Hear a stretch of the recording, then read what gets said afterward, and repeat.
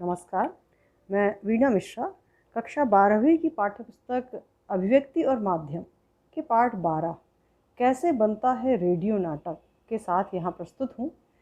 CBSE के नए pattern के अनुसार यह जो पाठ है ये द्वितीय सत्र के अंतर्गत आता है और इसमें से लघु उत्तरीय प्रश्न आने हैं।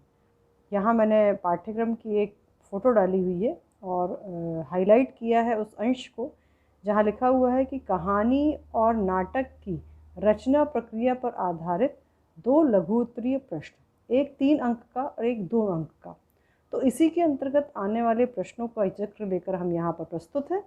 तो आइए चलते हैं। प्रश्न 1 जो इस पाठ से बनता है, हिंदी के रेडियो नाटक के उदाहरण दीजिए। तो हिंदी में जो रेडियो नाटक बने हैं उसमें धर्मवीर भारती का अंधा युग और मोहन राकेश जी का आषाढ़ का एक दिन, ये 2 उदाहरण हैं जिनके रेडियो पर नाटक बनाए गए हैं। प्रश्न दूसरा है, सिनेमा रंगमंच और रेडियो नाटक में क्या समानता और क्या अंतर है? तो समानता है, दोनों में चरित्र होते हैं और उनमें आपसी संवाद होता है जिसके जरिए कहानी आगे बढ़ती है।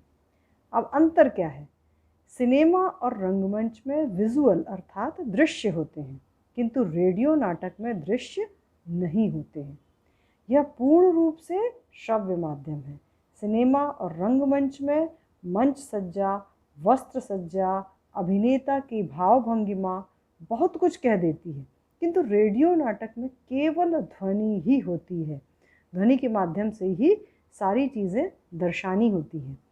तो ये अंतर है इन दोनों में। अब देखते हैं प्रश्न 3, रेडियो नाटक बनाने के लिए क्या सावधानी रखनी है? यदि आप रेडियो नाटक बनाना चाहते हैं तो आप यदि किसी कहानी को रेडियो नाटक में बदलेंगे तो आपको कौन सी चीज़ें ध्यान रखनी चाहिए?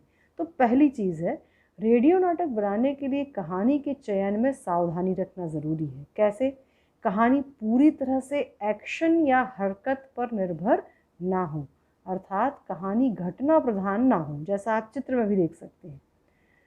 दूसरा, रेडियो नाटक की अवधि 15 से 30 मिनट हो, क्योंकि श्रव्य माध्यम में मनुष्य की एकाग्रता 15 से 30 मिनट ही होती है, अतः बहुत लंबी कहानी ना चुनें। तीसरी चीज़ है, पात्रों की संख्या सीमित हो। यदि आप रेडियो नाटक 15 मिनट का बनाते हैं तो 5-6 पात्र, और यदि 30-40 मिनट का बनाते हैं तो 8 से 12 पात्र होने चाहिए। तो ये 3 चीज़ों का ध्यान रखना ज़रूरी है और इसी के आधार पर हमको कहानी का चयन करना चाहिए। चौथा प्रश्न है, रेडियो नाटक लिखने के लिए किन बातों का ध्यान रखना चाहिए? तो अभी इसके पहले था कि रेडियो नाटक बनाने के लिए, अब जब उस नाटक को हम लिखेंगे, स्क्रिप्ट लिखेंगे उसकी, तो हमें किन बातों का ध्यान रखना है? तो रेडियो नाटक एक श्रव्य माध्यम है जिसमें दृश्य गायब होते हैं और दृश्यों का निर्माण भी हमको किससे करना होता है? ध्वनि प्रभाव से और संवाद के जरिए। इस ध्वनि में संगीत भी शामिल है, अतः निम्न बातों का ध्यान रखना आवश्यक है। पहला, रेडियो नाटक में दृश्य नहीं होते, इसलिए दृश्य संख्या नहीं लिखी जाती, उसकी जगह कट लिखने की परिपाटी है। तो दृश्य 1, दृश्य 2 नहीं लिखना है, हमको कट 1, कट 2 लिखना है। दूसरा चीज़, पात्र। रेडियो नाटक में पात्रों संबंधित तमाम जानकारी संवादों से ही मिलती है।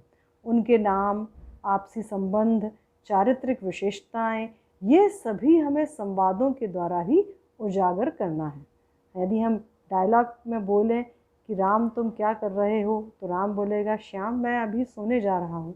तो इस तरह से हमको नाम, उनके आपसी संबंध कि मित्र राम तुम क्या कर रहे हो, उनकी चारित्रिक विशेषताएं, तो ये सारी चीज़ें हमको संवाद के ज़रिए ही उजागर करनी है।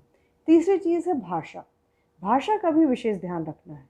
पात्र पढ़ा लिखा है कि अनपढ़ है, शहर का है या गांव का है, किस प्रांत का है, किस उम्र का है, किस रोजगार से संबंधित है, ये तमाम जानकारी चरित्र की भाषा को निर्धारित करती है।